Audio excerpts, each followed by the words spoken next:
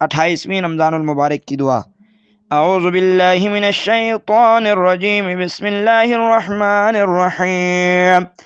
اللهم غشني فيه الرحمة وارزقني فيه التوفيق والعصمة وطهر قلبي من الفتن والتهمة يا رؤوفا بعباده المؤمنين برحمتك يا ارحم الراحمين۔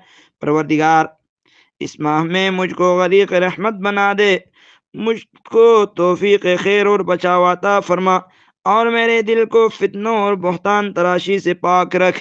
اے اپنے مومن بندوں پر شفقت کرنے والے، اے سب سے زیادہ رحم والے، ہمیں تیری رحمت کا سہارا ہے۔ فیوز و ثواب، اللہ پاک بندے کو جنت میں سونا، چاندی اور موتی کے 1000 شہر عطا فرمائے گا۔ اللہم صلی علی محمد و آل محمد۔